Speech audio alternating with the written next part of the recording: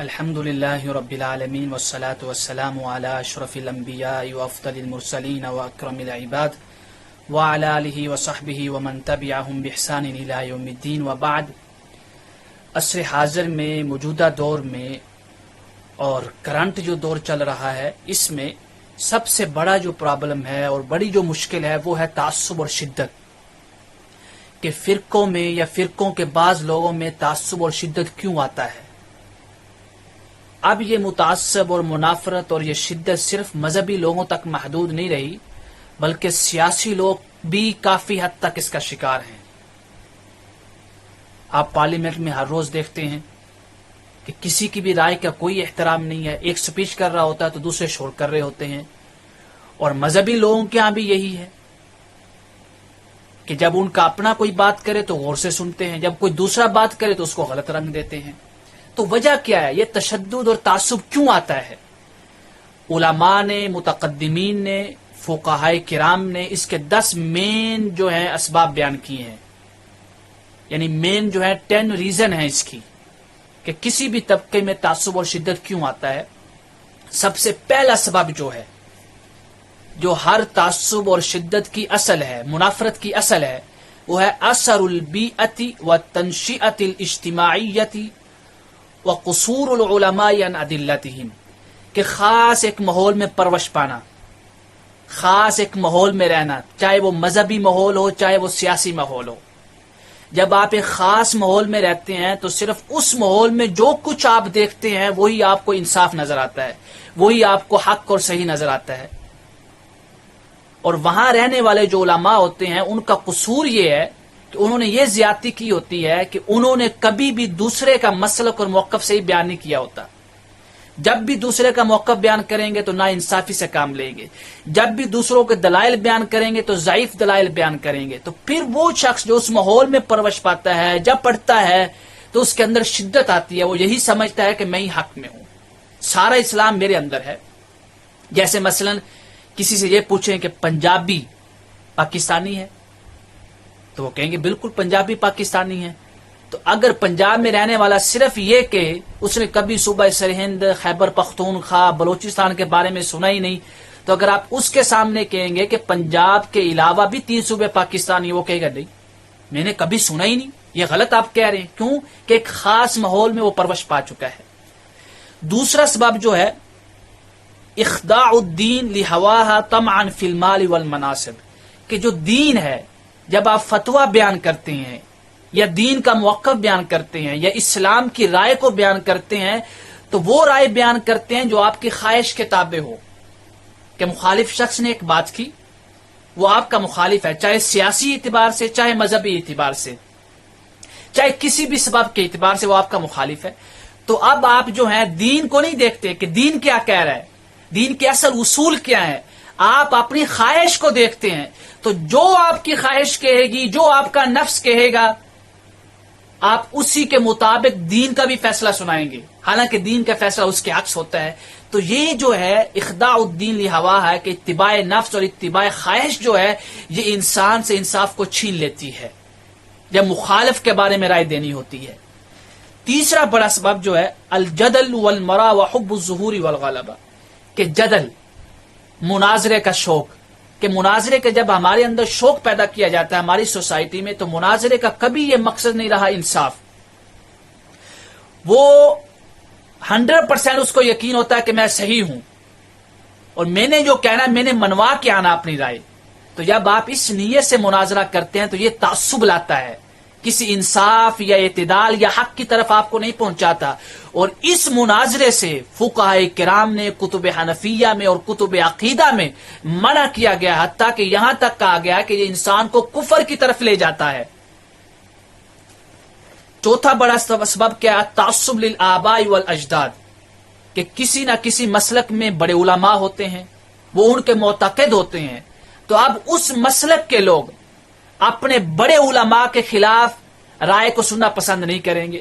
اگرچہ آپ احترام کے ساتھ بھی کر رہے ہیں، دلائل کے ساتھ بھی کر رہے ہیں، تو ان کے ذہن میں یہ بات بیٹھ چکی ہے کہ جو ہمارے کسی بڑے عالم نے کہہ دیا ہے وہی صحیح ہے، اگرچہ وہ ظاہر نصوص کے خلاف ہی کیوں نہ ہو، اگرچہ اس کی یہ رائے ان ائمہ کے خلاف ہی کیوں نہ ہو جو اس سے پہلے گزر چکے ہیں. نہیں جی آپ ان کے بارے میں رائے نہیں بیان کر سکتے، ان کے اختلاف نہیں رکھ سکتے ان کے ساتھ. یہ تشدد لاتا ہے کہ آپ اس کی رائے کو اصول پہ اور ان کتب میں پرکھنا ہی نہیں چاہتے جو سب کے معتمد ہیں، متفق علیہ ہیں. تو جب آپ نے اپنی کسی شخصیت کی رائے کو حرف آخر کہہ دیا ہے تو یہ تعصب کا سبب بنتا ہے. پانچواں بڑا سبب جو ہے وہ جاہل وائزین، کہ جاہل وائزین اپنے پیسوں کی خاطر، جیبیں بننے کی خاطر، اور زیادہ ان کو ڈیٹے ملیں اسپیچ کے لیے، تقریر کے لیے، جلسوں میں، تو پھر وہ ایسی ایسی چیزیں بیان کرتے ہیں جو عوام کے قریب ہوتی ہیں لیکن علماء اس کو صحیح نہیں سمجھ رہے ہوتے. تو پھر وہ مستحبات کو، مسنونات کو، حتیٰ کہ مباح چیزوں کو عقائد کا درجہ دے دیتے ہیں. جب وہ عقائد کا درجہ دے دیتے ہیں تو عوام کے ہاں کسی کی بھی سنیت کو یا غیر سنیت کی پہچان اس مستحبات اور مباح چیزوں پہ ہو جاتی ہے. کتنی بڑی جہالت ہے. اس جہالت کی بیماری، اس جہالت کی نحوست یہ ہے کہ عوام کے اندر تعصب آ جاتا ہے. نمبر 6 جو بڑا تعصب کا سبب ہے کہ اصرار البعض علی التمسک بالخطأ وعدم التراجع بعد معرفت الحق والصواب. کہ آپ کو پتہ چل چکا ہے، آپ کو کسی نے بتا دیا یار آپ کے بڑے امام کی، آپ جس کو مانتے ہیں عالم یا بڑا جو امام اہل سنت یا جس کو بھی آپ مجدد یا حکیم یا جو بھی مانتے ہیں، اس کی رائے کتب فقہیہ جو معتمد ہیں یا قرآن ہے یا حدیث ہے یا اصول عقائد ہے یا اصول فقہ ہے اس کے خلاف ہے. تو آپ کو وہ کتب کے حوالے بھی دکھا دیتا ہے، سب کچھ آپ کے سامنے رکھ دیتا ہے، پھر بھی آپ کہتے ہیں نہیں. اندر آپ کا پہچان چکا کہ حق یہ ہے لیکن آپ کہتے ہیں ہم نے نہیں ماننا. نمبر 7 القواعد الاجتہادیہ من الادلہ، کہ قواعد اجتہادیہ بعض مرجوح ہیں. اب کیا ہوتا ہے کہ بگنر جو طالب علم ہوتے ہیں یا مبتدئین جو ہوتے ہیں یا جو درس نظامی کرتے ہیں یا جو بھی ہے، ان کو اصول کی کچھ کتابیں پڑھائی جاتی ہیں، وہ اسی اصول پہ ان اصول کو کلیہ سمجھ لیتے ہیں، حالانکہ اصول کلی نہیں ہوتے، اغلبیت کے اعتبار سے ہوتے ہیں زیادہ تر. تو جب ہم کسی کی بھی رائے کو پرکھتے ہیں تو وہ چند ایک جو اصول کی کتابیں پڑھی ہوتی ہیں اس پہ پرکھتے ہیں. اگر اس کے موافق ہے تو صحیح ہے، اگر اس کے مخالف ہے تو آپ کہتے ہیں نہیں یہ سنیت کے خلاف ہے، عقیدہ اہل سنت سے خارج ہوگا، یہ تو کوئی بدعتی کافر ہے. کیوں کہ آپ کو بتا دیا گیا ہے کہ یہ جو اصول پڑھے ہیں یہی ہیں، اور آپ کے ذہن میں یہ کبھی بھی نہیں ہوتا کہ جو اصول آپ پڑھ رہے ہیں یہ اغلبیت کے اعتبار سے ہیں کثیر. اب آپ ان اصول کی تطبیق متقدمین ائمہ کی عبارات پہ کرنے بیٹھ جاتے ہیں. اللہ اکبر. اور 8واں جو ہے عدم الرجوع الی المصادر الاصلیہ، کہ آپ نے ایک کتاب پڑھی اپنے مسلک کے عالم کی، دوسرے مسلک کے خلاف، اس نے آپ کے جو مسلک کا عالم تھا اس نے دوسرے مسلک کے علماء کو اہل سنت سے خارج کر دیا، گستاخ قرار دے دیا، مشرک بنا دیا. اب آپ نے کیا کیا کہ آپ نے صرف اس ایک کتاب کو پڑھ کے دوسرے مسالک کے بارے میں اپنی رائے بنا لی، شخصیت کے بارے میں اپنی رائے بنا لی، اور آپ نے یہاں تک گوارا نہیں کیا، اتنی آپ نے مشکل برداشت نہیں کی کہ آپ کے مسلک کے عالم نے جن کے بارے میں لکھا ہے ان کی کتب تو پڑھ لیں، ان کے علماء کی کیا آراء ہے، تاکہ آپ حق تک پہنچ سکیں. نہیں، آپ کہتے ہیں حق وہ ہے جو ہمارے مسلک کے عالم نے لکھ دیا ہے، حالانکہ دین کا کبھی اصول یہ نہیں رہا. دین کا اصول، فتوے کا اصول، علماء عقیدہ کا اصول یہ ہے کہ آپ کے مسلک کا عالم اگر کسی کے بارے میں کوئی رائے بیان کر رہا ہے تو آپ اس شخص کی اصل کتاب کو جا کے پڑھیں جس کے بارے میں فتویٰ دیا گیا، کیا واقعی اس نے ایسا کہا ہے، کیا واقعی اس کی یہ تعویل ہے، اس کی یہ مراد ہے. سوشل میڈیا پہ دیکھ لیں، سوشل میڈیا میں تو یہ مرض عام ہو چکا ہے کہ اگر کسی نے کوئی فتویٰ صادر کر دیا ہے، کسی کو گستاخ بنا دیا ہے، کسی کو کچھ بنا دیا ہے، کسی کو گستاخ صحابہ، گستاخ رسول بنا دیا ہے، اگر وہ پوسٹ کرنے والا آپ کا دوست ہے، آپ کا ہم مسلک ہے، اور جس کے خلاف پوسٹ کی جا رہی ہے وہ آپ کا ہم مسلک نہیں، تو آپ اس کی پوسٹ کو شیئر کرنا شروع کر دیتے ہیں بغیر کسی تحقیق کے، بغیر اس شخص کی رائے جانے جس کے خلاف پوسٹ کی ہوئی ہے کہ اس کی رائے کیا ہے، اس کی مراد کیا ہے. تو آپ شروع ہو جاتے ہیں. یاد رکھیں جو لوگ ایسا کرتے ہیں، قرآن نے واضح اعلان کیا سَتُكْتَبُ شَهَادَتُهُمْ وَيُسْأَلُونَ، کہ آپ جو پوسٹ کسی کے خلاف شیئر کر رہے ہیں یہ آپ کی گواہی ہے، اور اس گواہی کے متعلق اللہ رب العزت تم سے سوال کرے گا کہ ایک شخص نے پوسٹ کی ہو، تم اندھا دھند آنکھیں بند کر کے صرف مسلک کی خواہش کی بنیاد پہ، حق کی خواہش نہیں، مسلک کی خواہش، مسلک کی سپورٹ کی بنیاد پہ، تعصب کی بنیاد پہ آپ نے اس پوسٹ کو شیئر کرنا شروع کر دیا. یہ تعصب کا سب سے بڑا سبب جو سوشل میڈیا پہ پھیل چکا ہے. اللہ کے لیے ڈرے وہ لوگ جو صرف اپنے مسلک کی سپورٹ کے لیے یا اپنی خواہش کے لیے یا مخالف سے بدلہ لینے کے لیے اس کو دین کا رنگ پہنا دیتے ہیں. اللہ اکبر. اور نمبر 9 کیا ہے؟ تقلید فی علم الجرح والتعدیل. علماء جرح و تعدیل کے ہاں بھی تقلید تھی، بعض میں، کثیر میں نہیں. اور موجودہ دور میں بھی آپ دیکھ لیں کہ موجودہ دور میں کیا ہوتا ہے کہ آپ کا اگر ہم مسلک ہے تو اس کی ہر برائی آپ کو اچھائی نظر آئے گی، یا آپ کے بڑے عالم کی تعریف کر رہا ہے تو اس کا ہر خلاف شرع کام بھی آپ کے ہاں تعدیل اور ثقافت ہے اس کی. لیکن اگر آپ کا مخالف مسلک ہے تو اس کی ہر صحیح بات بھی آپ کو خلاف سنت نظر آتی ہے. اللہ اکبر. کیا یہ معیار رہ گیا اہل سنت کا؟ اہل سنت کا تو عقیدہ یہ تھا کہ وہ اپنی خامیوں کو بھی بیان کرتے تھے اور اپنی خوبیوں کو بھی بیان کرتے تھے. آج اہل سنت کا مسلک کیا ہے کہ صرف خوبیاں ہی خوبیاں ہیں، اپنی خامیوں پہ تو نظر دوڑاتے ہی نہیں. تو یہ بھی ہے.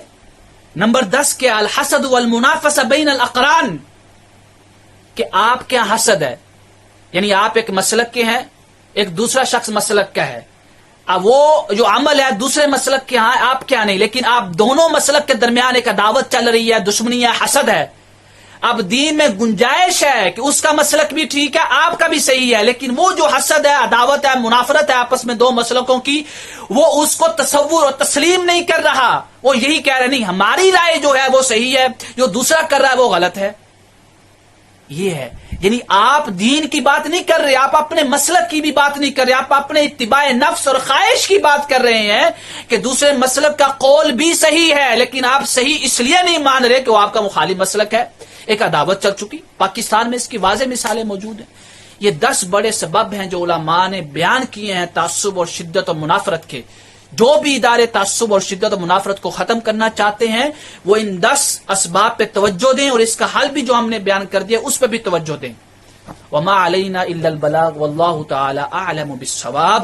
اللہ رب العزت ہمیں اس آیت پہ عمل کرنے کی توفیق عطا فرمائے جو اللہ رب العزت نے فرمایا. بہت واضح اصول دیا کہ شدت اور تعصب کیسے ختم ہو سکتا ہے. قرآن کا اصول ہے، فرمایا وَلَا يَجْرِمَنَّكُمْ شَنَآنُ قَوْمٍ عَلَىٰ أَلَّا تَعْدِلُوا اعْدِلُوا أَقْرَبُ لِلتَّقْوَىٰ، کہ کسی بھی شخص کے ساتھ، کسی بھی قوم کے ساتھ، کسی بھی مسلک کے ساتھ تمہاری دشمنی، عداوت، نفرت، اس کے ساتھ انصاف کرنے سے تمہیں نہ روک دے.